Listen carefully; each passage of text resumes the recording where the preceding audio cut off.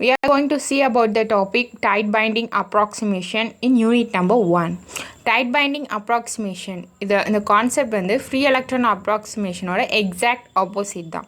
So நம்ம free electron அப்ராக்சிமேஷனை பற்றி தெரிஞ்சுக்கிட்டோன்னா நமக்கு டைட் பைண்டிங் அப்ராக்சிமேஷன் ஈஸியாக புரியும். We know in solids there exists the ionic core which are tightly bounded to lattice location. Ionic coreல என்ன இருக்குன்னா electrons neutrons இருக்கும். அதெல்லாம் என்னென்னா lattice locationல டைட்டாக பவுண்டாக இருக்கும் அப்படின்னு சொல்கிறாங்க. ஆனால் எலக்ட்ரான்ஸ் மட்டும் ஃப்ரீயாக மூவ் ஆகும். ஸோ throughout the solid அது வந்து ஃப்ரீயாக மூவ் ஆகும். So this is called free electron approximation. ஏன்னா எலக்ட்ரான் வந்து ஃப்ரீயாக மூவ் ஆகுதுல, ஸோ நம்ம இது என்னென்னு சொல்கிறோம், ஃப்ரீ எலக்ட்ரான் அப்ராக்சிமேஷன் அப்படின்னு சொல்கிறோம்.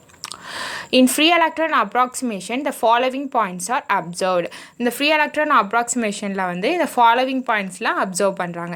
ஏன்னா இதெல்லாம் வந்து ஒரு விதமான drawbacks தான். இதெல்லாம் வந்து free electron approximationல உள்ள drawbacks. First point என்னன்னா potential energy of the electron is assumed to be lesser than its total energy. ஏன்னா எலக்ட்ரானோட பொட்டென்ஷியல் எனர்ஜி வந்து கம்மியாக இருக்குன்னா இங்கே வந்து எலக்ட்ரான் வந்து ஃப்ரீயாக மூவ் ஆகுது. இங்கே வந்து ஒரு கைனடிக் எனர்ஜி அதுக்கு இருக்குது, அது ஃப்ரீயாக மூவ் ஆகிக்கிட்டே இருக்குது. பொட்டென்ஷியல் எனர்ஜினா ரெஸ்டிங் எனர்ஜி. ஸோ எலக்ட்ரான் வந்து மூவ் ஆகிக்கிட்டே இருக்கனால அது பொட்டென்ஷியல் எனர்ஜி வந்து லெஸ்ஸராக இருக்கும், ஏன்னா டோட்டல் எனர்ஜியை விட லெஸ்ஸராக இருக்கும். செகண்ட் பாயிண்ட் என்னென்னா the width of the forbidden bands are smaller than that allowed bands.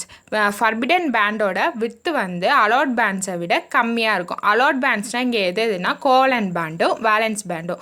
Valence பேண்டையோட covalent பேண்டுக்கும் இடையில தான் வந்து forbidden band இருக்கும். அந்த forbidden bandோட width வந்து ரொம்ப கம்மியாக இருக்கும். கம்மியாக இருக்கனால தான் என்ன, எலக்ட்ரான் வந்து ஈஸியாக கண்டக்ட் பண்ண முடியுது. ஈஸியாக வந்து எலக்ட்ரான் மூவ் ஆகுதுனால அங்கே கரண்ட்டும் வந்து ஈஸியாக கண்டக்ட் ஆகுது. Therefore, the interaction between the neighboring atoms will be strong. So, interaction ஒரு பக்கத்தில் ஒரு ஆட்டம்ஸ்க்கு உள்ள இன்ட்ராக்ஷனும் வந்து என்னென்னா ரொம்ப ஸ்ட்ராங்காக இருக்கும். As the atoms are closer to each other, the interatomic distance decreases. Hence, the wave function overlap with each other. நம்ம ரெண்டு ஆட்டத்தை வந்து கிட்ட கொண்டு வரும்போது அதோட interatomic distance வந்து கம்மியாகும். கம்மியானால் அதோட அவுட்டர் ஆர்பிட்டல் ரெண்டும் என்னன்னா ஓவர்லேப் ஆகும். அது ஓவர்லேப் ஆகுறது தான் வந்து என்ன சொல்லியிருக்காங்க, hence the wave function overlap with each other. இப்போது நம்ம டைட் பைண்டிங் அப்ராக்சிமேஷன்னா என்னென்னு பார்க்க போகிறோம். Tight binding approximation is exactly an opposite approach of discussing the atomic arrangements when compared to free electron approximation. இது என்னன்னா ஃப்ரீ எலக்ட்ரான் அப்ராக்சிமேஷனோட exact opposite தான் வந்து tight binding approximation. Here instead of beginning with the solid core, we begin with electrons. All the electrons are bounded to the atoms. In other way we can say the atoms are free while the electrons are tightly bounded. Hence this is called tight binding approximation. இதில் என்னென்னா இது exact ஆப்போசிட்டாக இருக்குது. இதில் என்னென்னா எலக்ட்ரான்ஸும் என்ன bound ஆகிருக்கும், எல்லாமே வந்து டைட்லி பவுண்ட் ஆகிருக்கும். ஸோ அதோட எனர்ஜியும் வேரி ஆகாது. எலக்ட்ரான்ஸ் பவுண்ட் ஆகிருக்கனால, டைட்டாக பவுண்ட் ஆகிருக்கனால இது என்னன்னு சொல்கிறாங்கன்னா டைட் பைண்டிங் அப்ராக்சிமேஷன் சொல்கிறாங்க. இதோட எக்ஸ்ப்ளனேஷன்ஸ் என்னென்னு பார்ப்போம். ஃபஸ்ட் வந்து let us consider the atoms with a larger interatomic distance. இந்த ஆட்டம்ஸ்க்கு வந்து ஒவ்வொரு ஆட்டம்ஸ்க்கு இடையில வந்து இங்கே வந்து டிஸ்டன்ஸ் வந்து லார்ஜாக இருக்கும். இதே நம்ம வந்து ஃப்ரீ எலக்ட்ரான் அப்ராக்சிமேஷனில் என்ன பார்த்தோம், அதோட டிஸ்டன்ஸ் interatomic டிஸ்டன்ஸ் வந்து ஸ்மாலாக இருக்குன்னு பார்த்தோம். இதில் வந்து என்ன லார்ஜராக இருக்கும். Here the atoms are far apart and all the bounded electrons have fixed energy. இதில் வந்து ஆட்டம்ஸ்லாம் ஃபேர் அப்பார்ட் ரொம்ப தள்ளி இருக்கும். ஆல் த பவுண்டட் எலக்ட்ரான்ஸ் வந்து ஃபிக்ஸ்டு எனர்ஜியாக இருக்கும். ஏன்னா வந்து எலக்ட்ரான் வந்து மூவ் ஆகாதுல்ல, மூவ் ஆகாதப்போ அதோட எனர்ஜியும் என்ன ஃபிக்ஸ்டாக தான் இருக்கும். எனர்ஜியும் வந்து கான்ஸ்டண்ட்டாக இருக்கும், அது மாறாது. Therefore, when a solid is formed by using same element, then the energy levels occupied by the electrons in each will be identical, which lead to tight binding approximation. இப்போ வந்து ஒரு சாலிட் வந்து ஒரு சேம் எலமெண்ட்டில் செஞ்சுருக்காங்க. Same எலமெண்ட்னா impurity, எந்த impurity இல்லாமல் same எலமெண்ட்டில் இருக்கப்போ அந்த எலக்ட்ரான்ஸோட எனர்ஜி லெவலும் என்னென்னா சேமாக தான் இருக்கும். சேம் எலமெண்ட்டில் சாலிட் இருந்தால் எனர்ஜி லெவல் ஆஃப் தி எலக்ட்ரான்ஸும் என்னென்னா சேமாக தான் இருக்கும், which lead to tight binding approximation. Now when we bring the atoms closer to each other to form the solid, the interatomic distance decreases. இப்போ வந்து ரெண்டு ஆட்டத்தையும் கிட்ட கொண்டு வந்தால் அங்கே வந்து டிஸ்டன்ஸ் வந்து கம்மியாகும், ரெண்டு ஆட்டத்துக்குள்ள இடையில உள்ள டிஸ்டன்ஸ் வந்து கம்மியாகும், அதான் சொல்லியிருக்காங்க. Then the interatomic distance decreases. Therefore the outer shell electrons begin to overlap. The energy level also splits. நம்ம இப்போ ரெண்டு ஆட்டத்தையும் கிட்ட கொண்டு வரும்போது அந்த அவுட்டர் ஆர்பிட்டல் என்னாகும், ஓவர்லேப் ஆகுமா? அப்போ ஓவர்லேப் ஆனிச்சுன்னா அதோட எனர்ஜி லெவல் என்ன ஆகும்னா எனர்ஜி லெவல் ஸ்ப்ளிட் ஆகும். இதான் வந்து லாஸ்ட் பாயிண்டில் சொல்லியிருக்காங்க.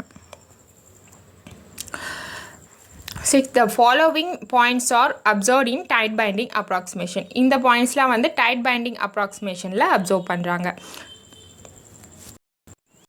The potential energy of the electrons is nearly equal to the total energy. இங்கே வந்து எலக்ட்ரான் வந்து டைட்டாக பவுண்டாக இருக்கனால நகராது, மூவ் ஆகாது. ஸோ பொட்டென்ஷியல் எனர்ஜி வந்து டோட்டல் எனர்ஜிக்கு ஈக்குவலாக இருக்கும்.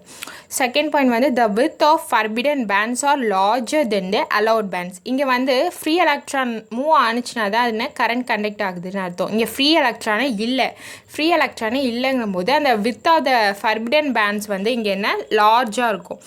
அலவுட் பேண்ட்ஸ்க்கு இடையில உள்ள ஃபர்பிடன் பேண்டோட வித்து வந்து லார்ஜாக இருக்கும். அலவுட் பேண்ட்னா வேலன்ஸ் பேண்டும் கண்டக்ஷன் பேண்ட் தான் அலவுட் பேண்ட்.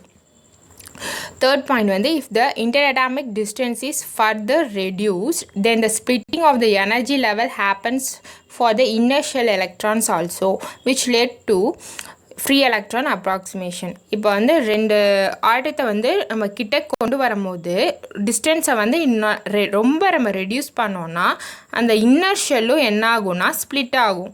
அந்த எலக்ட்ரான் அந்த ஆட்டத்துள்ள இன்னர் ஷெல்லும் வந்து ஸ்ப்ளிட் ஆகி அந்த ஃப்ரீ எலக்ட்ரான் வந்து ப்ரொடியூஸ் ஆகும். அப்போ ஃப்ரீ எலக்ட்ரான் வந்து நகர ஆரம்பிச்சுன்னா அது வந்து என்ன ஃப்ரீ எலக்ட்ரான் அப்ராக்சிமேஷன். அது free electron which led to free electron approximation. Therefore the interaction between the neighboring atoms will be weak. So இங்கே வந்து டிஸ்டன்ஸ், ஆனால் வந்து இங்கே என்ன டிஸ்டன்ஸ் வந்து நிறையா இருக்குது. ஒரு இடத்துக்கும் இன்னொரு இடத்துக்குள்ள டிஸ்டன்ஸ் வந்து டைட் பைண்டிங் அப்ராக்சிமேஷனில் வந்து லார்ஜாக இருக்குது. ஸோ இங்கே வந்து இன்ட்ராக்ஷன் பிட்வீன் த நெய்பரிங் ஆட்டம் வந்து இங்கே வீக்காக இருக்கும். ஆனால் வந்து இதே வந்து ஃப்ரீ எலக்ட்ரான் அப்ராக்சிமேஷனில் என்ன பார்த்தோம், இன்ட்ராக்ஷன் வந்து ஸ்ட்ராங்காக இருக்குன்னு சொன்னோம். இங்கே வந்து என்ன வீக்காக இருக்குது. ஓகே, லாஸ்ட் பாயிண்ட் வந்து as the atoms are not closer, the interatomic distance decreases and hence a wave function will not overlap.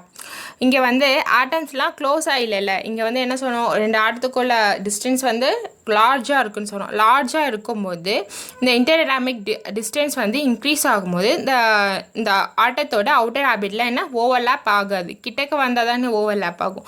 எட்டி இருக்கனால அது வந்து ஓவர்லேப் ஆகாது. இப்போ இந்த பாயிண்ட்ஸ்லாம் வந்து என்ன exact opposite of free electron approximation. Okay, அதனால நம்ம என்ன பார்த்தோம், ஃபஸ்ட்டு வந்து ஃப்ரீ எலக்ட்ரான் அப்ராக்சிமேஷன் பார்த்துட்டு இது பார்த்தோம். டைட் பைண்டிங் ஃப்ரீ எலக்ட்ரான் அப்ராக்சிமேஷனில் வந்து எலக்ட்ரான் வந்து ஃப்ரீயாக மூவ் ஆகும். இதே டைட் பைண்டிங்கில் வந்து எலக்ட்ரான் வந்து டைட்டாக பவுண்ட் ஆகிருக்கும். அதான் வந்து டைட் பைண்டிங் அப்ராக்சிமேஷன். அதில் வந்து அதோட பொட்டென்ஷியல் எனர்ஜி வந்து அதிகமாக இருக்கும், அதில் வந்து பொட்டென்ஷியல் எனர்ஜி வந்து கம்மியாக இருக்கும். ஃப்ரீ எலக்ட்ரான் அப்ராக்சிமேஷனில் பொட்டென்ஷியல் எனர்ஜி வந்து கம்மியாக இருக்கும். ஏன்னா வந்து அது மூவ் ஆகிக்கிட்டே இருக்கும் எலக்ட்ரான். ஆனால் வந்து இது டைட் பைண்டிங் அப்ராக்சிமேஷனில் வந்து பொட்டென்ஷியல் எனர்ஜி வந்து அதிகமாக இருக்கும். ஏன்னா இது வந்து மூவ் ஆகாது. ஸோ பொட்டென்ஷியல் எனர்ஜி அதிகமாக இருக்கும். அதில் வந்து அந்த ஃபர்பிடன் பேண்டோட வித்து வந்து கம்மியாக இருக்கும், இதில் வந்து அதிகமாக இருக்கும். இதில் வந்து இன்டர்அட்டாமிக் டிஸ்டன்ஸ் வந்து அதில் வந்து ஸ்ட்ராங்காக இருக்கும். Interaction between the neighbouring atoms will be இங்கே வீக்காக இருக்கும். as the atoms are not closer, the interatomic distance increases, hence the wave function will not overlap. இங்கே வந்து ஓவர்லேப் ஆகாது, அங்கே வந்து ஓவர்லேப் ஆகும். ஸோ இதான் வந்து டைட் பைண்டிங் அப்ராக்சிமேஷன். தேங்க்யூ.